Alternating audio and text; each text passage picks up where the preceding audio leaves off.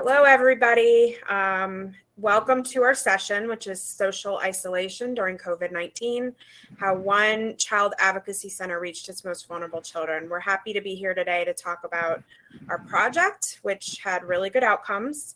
I'm Sarah Gibbons. I'm the Executive Director of Family Support Line, and I'm joined by my colleagues, Ajay King, who was our Public Awareness Intern last year, but now is working for Blue Cross Blue Shield, our independent Blue Cross Blue Shield in Philadelphia, and Karen Fiore, who is the owner and creative director of Fiore Designs that helped us with this campaign. Just as a housekeeping matter, just real quick, feel free to put questions in the chat as we go, and we will have time at the end to answer them.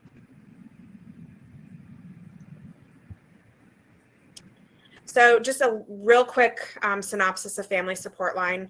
We are Delaware County's Children Advocacy Center. It's one of our programs, but we also do a lot of work around therapy and counseling and prevention education for child sexual abuse. We are exclusively devoted towards child sexual abuse. And just to give you kind of an idea of our center and the numbers that we serve in fiscal year 2019 to 2020, we served 510 individuals. And we also provided a range of different support sessions for treatment and community groups. And also we reached about 3,200 children with prevention. So about a third of our kiddos are identify as male, and 65% identify as minorities. And that's important to note just because we don't have 65% of minorities that make up Delaware County. So it is a very disproportionate number that we see at our center. And also just to give you an idea of our budget, we have a $1.3 million budget and 21 staff. So we are a pretty small nonprofit organization. And then also just to give you a little bit more context around Delaware County, we're right next to Philadelphia. On the other side is Chester County, and down below is Delaware State.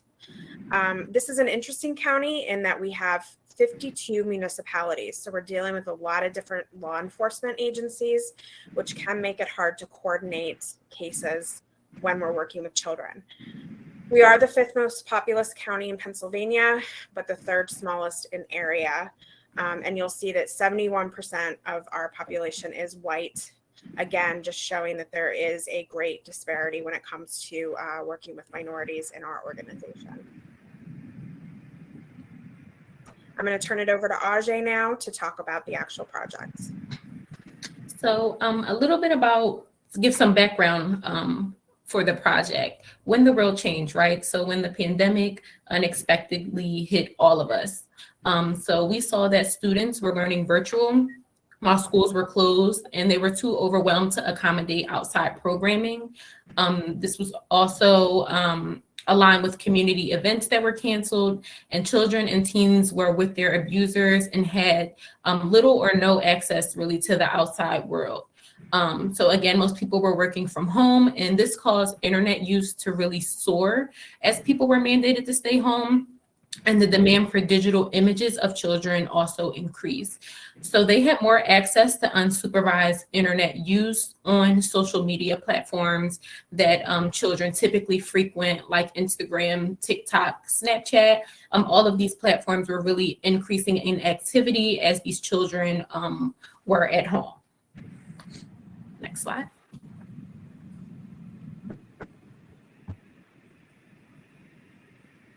So how could we reach kids during COVID-19? So we realized that at Family Support Line, we really needed new strategies to reach our children and teens because we couldn't be with them in person anymore. So Independence Blue Cross awarded a $25,000 COVID-19 grant to Family Support Line.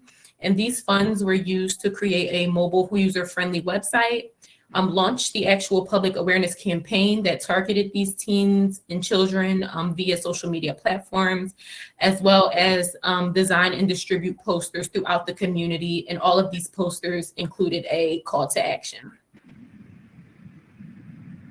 So our partners we worked with, minority and women-owned businesses.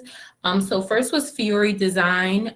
They really helped with our ads and the design of our ads, as well as they helped us find the best platforms to target these children. So we found that, again, Snapchat, TikTok, Instagram, and Facebook were some of these platforms. And then the other half of this project was the website. So we worked with a HopeWorks alumni named Kaloa Lowe, and she helped design our website and include all of the features that we needed to make it user and mobile friendly. So a little about the website development. We wanted to be sure to include resources and hotline numbers. And I also want to mention before going into this that Family Support Line's website was really behind the curve. It was old, outdated. There wasn't much use for it, wasn't really resourceful for children and their parents. So we really wanted to be sure to include a website that was user friendly, where you can find the information that you need quickly and effectively. So we wanted to include resources and hotline numbers. There's staff and board information. There's a button for donation submission. We include comprehensive information about prevention programs, as well as a blog. You can go on there and see key events. If you see in the screenshot on the right, like our Guardian Awards, you can go directly on the page and see what the upcoming events are for the for Family Support Line. There's also a English to Spanish toggle, so Spanish speakers can frequent the website. There are a lot of children who are actually Spanish-speaking children that come to Family Support Line for their services, so we really felt that this was needed. There's a search function with SEO analytics, as well as Google Analytics for tracking outcomes and visitation. The website is mobile friendly. And lastly, there's an exit button that links to Google to clear browser history. So if a child is at home on this website trying to get information and resources, and say they live at home with their abuser, or they're at home with their abuser, and that person walks in, they can hit this exit button and it will direct them to Google, so no one will ever know that they were looking for these services on Family Support Line's website. So our public awareness campaign development, first, we had to research best practices. And in this research, we found that there was really no existing campaign in PA that targets children specifically, rather than like targeting the parent or the adult, that targets children specifically via social media. Once we found that, we figured that that would be the best route, because we want to target these children who are at home and who are isolated right now. So that led us to our image development, which we also worked closely with Fiore Design on this as well. We wanted to make sure that our ads didn't only include stock images, but also include, real pictures of people at Family Support Line and their interactions with Family Support Line as well. This aligns with the message development. We wanted to be sure that the messaging on the ads also align with the messaging on the website, and that everything was comprehensive and tied together. The ads were also translated into Spanish, like the website. We really had to choose our social media platforms wisely. Like I said before, Snapchat, TikTok, Instagram, and Facebook are the platforms that these children were frequenting most, but we were working with a limited budget. So we ended up going with Instagram and Facebook. Instagram, because a lot of children are frequenting Facebook and are on Facebook, and Instagram, and then Facebook to kind of target that parent segment as well. So although we're talking to children, we want to make sure that their parents are aware that this social isolation is taking place, to keep an extra eye out on their children and things like that. We wanted to actually build the audience. So we had decided that Instagram was the best platform, mainly because we were looking at the demographic and looking at what made the most sense. But Family Support Line really didn't have Instagram up and running at that point. So we were creating the ads, but at the same time, we wanted to go ahead and make sure that Instagram was ready to promote the ads. So starting early on, we basically started up the Instagram account. And then we wanted to build the reach. So we decided to, we actually had a student who came in and decided and used their abilities as an internship and a service to actually start the Instagram account and build it a little bit by following like organizations, schools, and different businesses, and just connecting within the demographic in order to build, fans of the Instagram page. We also created some, kind of just some ads and shared some ads from other organizations in order to basically build our reach. And within doing that, we were able to go from 0 to actually 200 followers within a 2-month period, which was actually really nice because then at least we had that foundation. But then before we actually went ahead and promoted the ads that we had designed, we went ahead and actually promoted another ad that we had found, just kind of to try to build that reach even more, because in promoting your ads in Instagram, you can actually target specific demographics. You could target different regions and communities. So we were looking at different parts of the Delaware Valley that actually, where our more vulnerable population was, in order to target these people and just kind of, broaden and look at the age range that we wanted to reach in that. So it was nice because what wound up happening is we built the page, we built the followers, and we were able to look at the followers and see who they were and see that they, we had a combination of different, like businesses and, some younger generations and also some survivors. And, so that was just nice to be able to build a platform. Go to next slide. So what are some of the lessons we learned? The first one, as I mentioned previously, there was really no roadmap for this. For all of us, the pandemic was really unexpected. And as well as, needing these services to target these children outside of the physical child advocacy center. So we really had to focus on what would be most important in targeting these kids, what social platforms they're frequenting, how can we target these children? So we really had to come up with it as we went. Of course, we had a plan, but things didn't always go as planned with our budget being limited. I don't know if I mentioned already that with Fiore Design, I think we had agreed upon 2 to 3 rounds of design mockups for our ads and landed at around 7 to 9. So that just goes to show that there was no roadmap for this, that we were just going along with what we had and trying things out to see how things work. This also goes with moving an organization that is behind the curve to being ahead of the curve. So with Family Support Line's website being outdated, we basically had to start from scratch. Fortunately, they did have the resources and things like that we could put on the website. But as far as like creating the color scheme, how to organize this information, I really relied on the help of the employees at the organization to help with best practices and things like that, the things that they needed to see as well.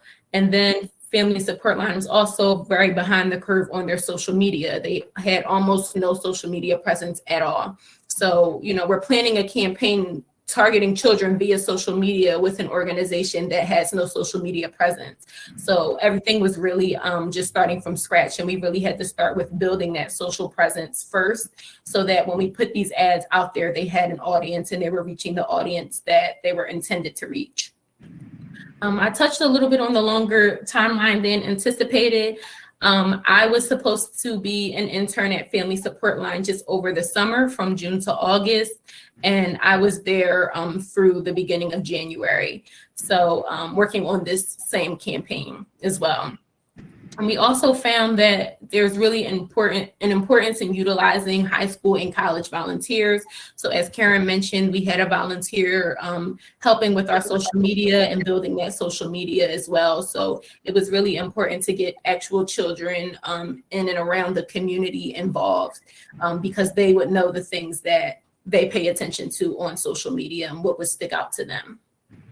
Yeah, and an interesting thing also is we kind of looked at the idea of doing social media, and it was actually a great thing to do because with a nonprofit, obviously there's a very limited budget. And although, you know, the campaign spent money on the creative, you would spend the money on creative whether you were doing a traditional mailing campaign or whether you were doing a social campaign.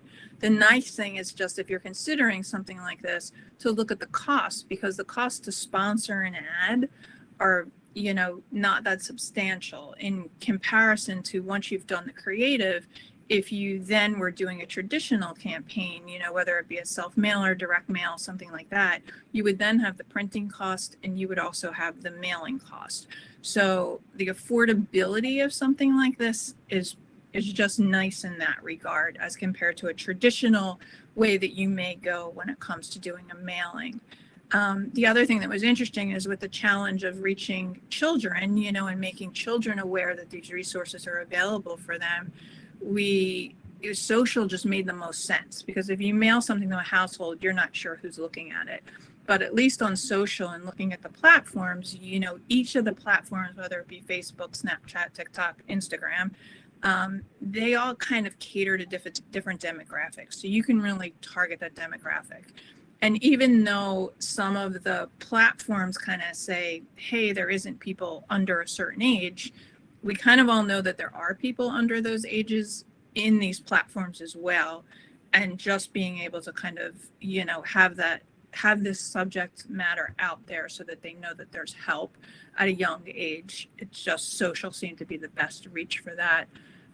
We did get some challenges, you know, there was a lot of, you know, political and, you know, just national unrest going on. And because of that, Facebook, Instagram, they all kind of started with some like blocking some ads. So even though you were sponsoring some ads, they were really targeting to look at keywords and blocking ads. And it just became an interesting challenge because although there was nothing at all of, you know, of concern in our ads, just because of their algorithm, it just kind of targeted some of ours. So in some of the, you know, some of the results that you'll see, that actually impacted it because it kind of halted, you know, what we could do at certain parts. So that's something to just be really aware of if you're doing your campaign, is to kind of have your pulse on what's going on in the world. Make sure that you really craft your wording and your messaging so that there's nothing in that could be skewed in one way or another, whether it's meant to be or not. So that you kind of keep yourself off the radar of having an ad that might be kind of blocked, you know, because that'll definitely, you know, affect your sponsoring and your reach.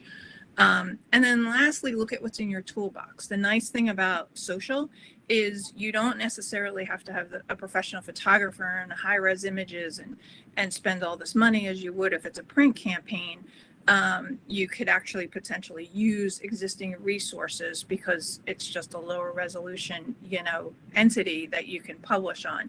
So, you know, look at what's in your toolbox. And then the great thing was that even with us going back and forth, Family Support Line and Fiore Design worked so closely together, and we were able to tap into their clinicians and the people that knew and were in the depths there working with the children to know like what wording made more sense in that regard. So, you know, we came about it in the advertising reach way, but they came about it in a more clinical way. And we had to basically combine our knowledge to come up with the messaging that would be the most successful.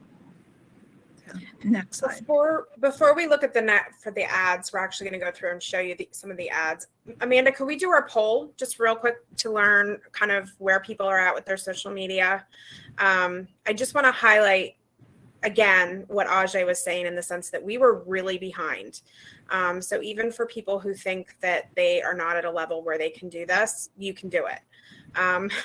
Because we were almost at zero, and we were able to really ramp up. So just curious to know kind of where people are at right now. Yes, I did enable the polling question. So I believe if attendees click on polls in the left nav bar, they should be able to vote now. And we'll just, if there's any issues, definitely just let me know. Okay, so the question is, for those who use social media, how effective are you with reaching your target audience?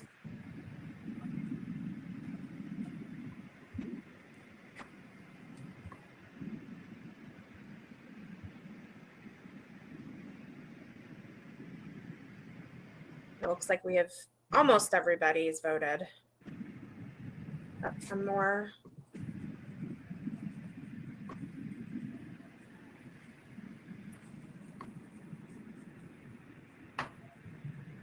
Okay, so it looks like the majority, it's not applicable. So not entirely sure what that means. I guess you don't have social media at all engaging with your target audience, but the next one is somewhat successful. And I think a lot of people feel that way. It's really hard to get people engaged unless you're really doing some of these methods that we're going to go through as far as targeting them directly.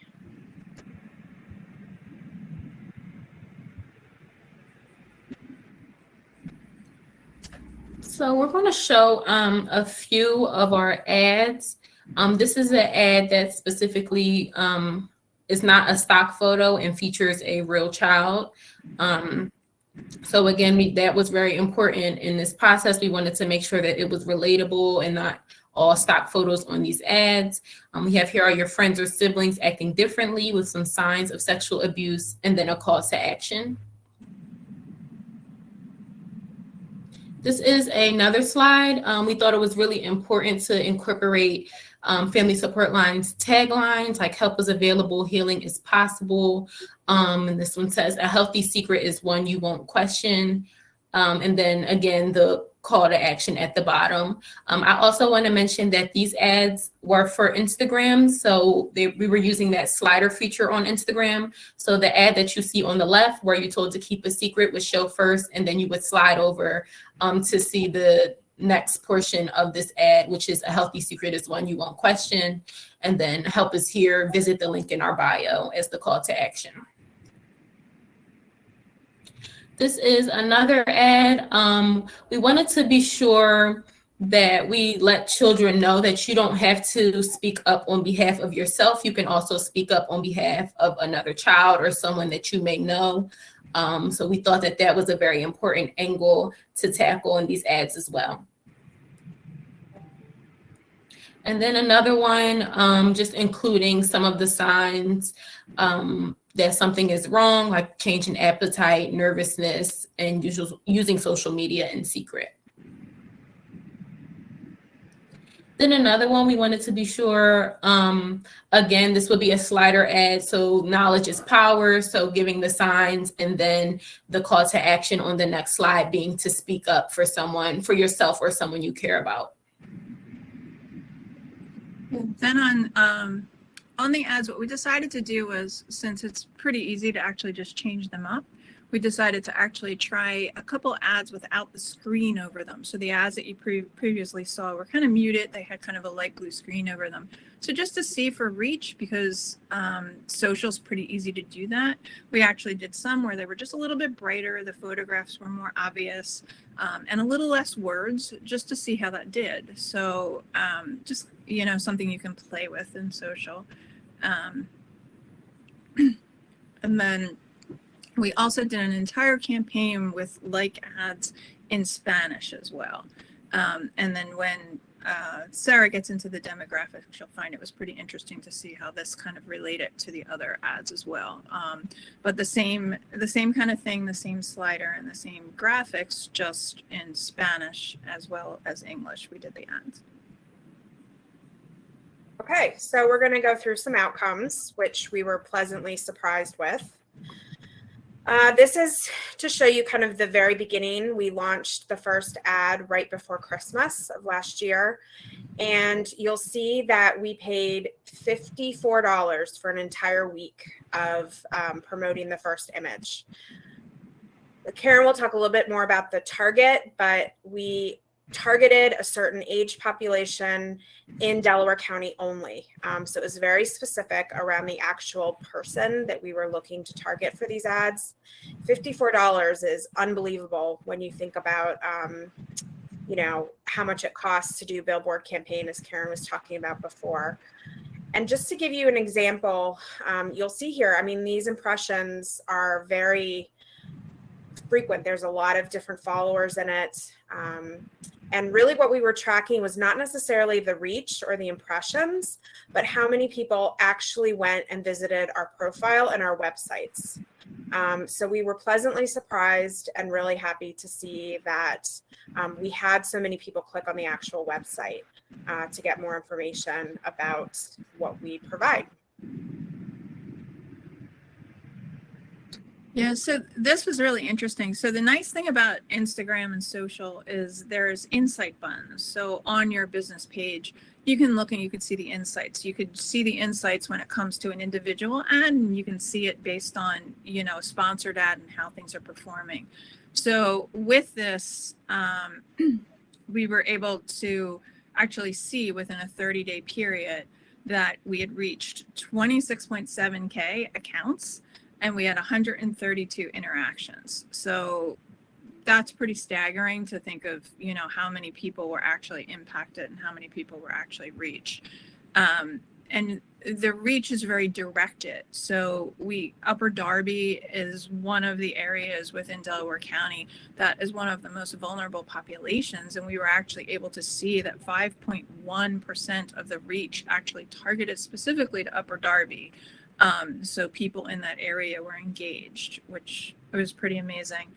And then, although you can't, kind of like I said before, you can't really look at, you know, the youngest of audiences that aren't tracked on the social media platforms, you can see the age group of 13 to 24. So although we also wanted to target younger, you know, we can kind of surmise that maybe those younger people are in there as well, because it actually did show that we effectively reached 14% of people in the ages 13 to 24. And you can see kind of the chart on the right kind of shows you some things. And if I'm not mistaken in my memory, I think April's exactly when we had some issues with the blocking on the ads, which I kind of mentioned before, where we were kind of shut down by some of the algorithms that said, hey, this is bad content. And we had to, you know, there was someone internally that was posting, and Blair was able to work with Facebook and basically make them kind of release the ads.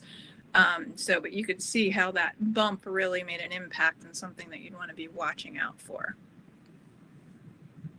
I'm just going to go back really quick before I advance to the next slide, because Karen did mention our Spanish ads.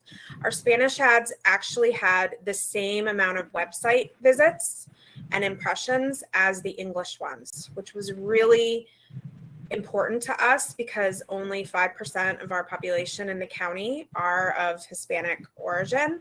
And so to have that many impressions and that many website visits from a Spanish-speaking audience was really telling as far as the needs of our community. So I also want to talk more broadly about our outcomes. And during the period of the pandemic in 2019 and then also in 2020, there was a decrease overall in Pennsylvania around the number of children that were being served in child advocacy centers.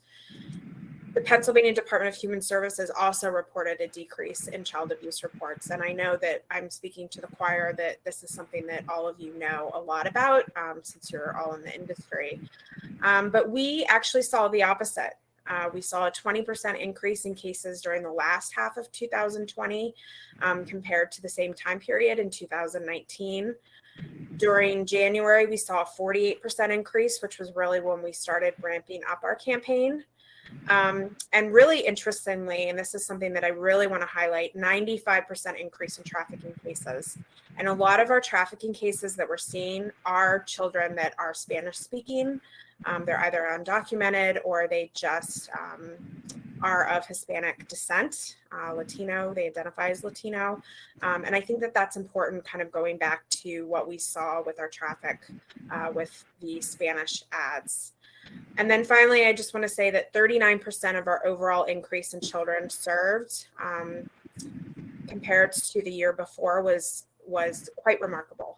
And so we don't attribute it all to this ad campaign, but we definitely think that it helped with getting awareness out there, being able to reach the children that we weren't serving because of COVID restrictions around prevention education. So what's next? Hi there. I just wanted to let you know there's 15 minutes left in the workshop. Thank you, Amanda. So what's next? So we wanted to do part of our campaign. The original proposal that we put together for our grant funding was to distribute posters in the community, because we know that not everybody has access to the internet, particularly this particular age population. We wanted to make sure that we were also putting posters up in the community for kids to see as well. With COVID being much longer than any of us anticipated, we didn't really focus a whole lot of energy on that. But we are starting, as we go out into the community and we're doing more prevention education, we are distributing those posters in the community. And then we're also looking to widen the reach. So as we progress and as we get more funding to do this, we would like to try out other platforms like Snapchat, for instance. A lot of those, we just were limited with our resources and weren't able to kind of do a much more in-depth, comprehensive campaign with social media. But one of the things that we've really been working on as well is also reaching out to people who are influencers with social media. So for instance, we have a board member who is a survivor of child sexual abuse. She has a very big following on social media. And so we reached out to her to try to share the different posts and get them out to the community and people that could potentially share them. The Shine campaign is something that the National Children's Alliance, which is our member affiliate organization, has released, and we're using those resources as well to try to spread the word and get the word out about child sexual abuse and how to report it. And then finally, we are really hoping that we can eventually have texting capabilities where people can reach out to us 24/7 and for us to reply. We're not at that point yet where we can do that right now.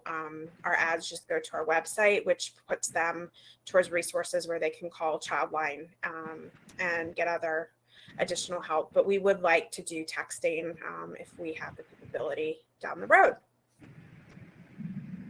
So here's our contact information. I'll leave that up for the rest of the session. If any of you want to write it down and reach out to us individually, we are very happy to help however we can, because we do believe that this was a very successful way for us to reach our target audience, particularly in our community and our county.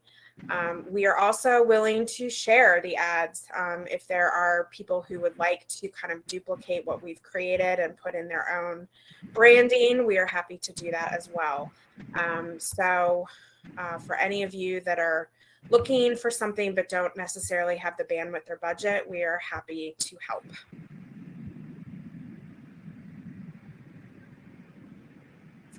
So I think we're going to go to questions, which there's a couple. I know our colleague up at Mission Kids asked 2 of them. So one of them is, how did you overcome social media channels blocking ads that were considered social justice issues? I think Karen answered that a little bit, but we did have our social media specialist, Blair, spend a lot of time on the phone, just constantly having to reappeal because they would reject it. Their automatic robots would reject it, and then she'd have to call and kind of explain. It was a huge headache. But she didn't give up. She persisted, and we were able to get things figured out that way, kind of the old-fashioned way of being on hold for a really long time and then finally talking to a live person.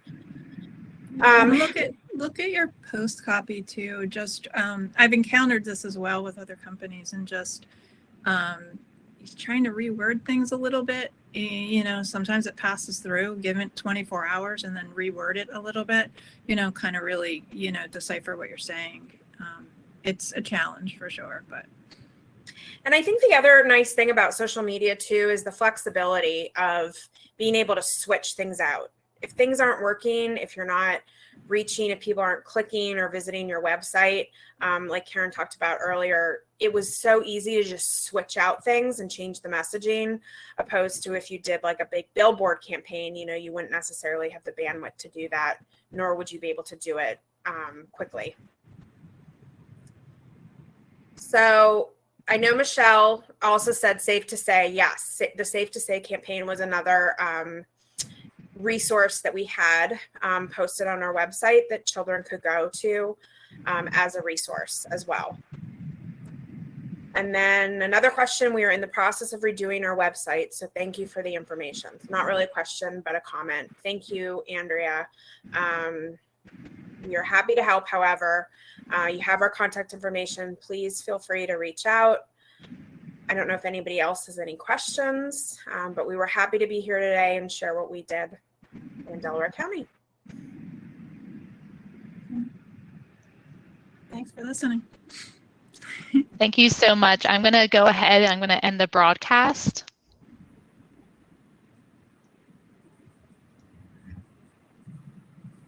Okay, so I got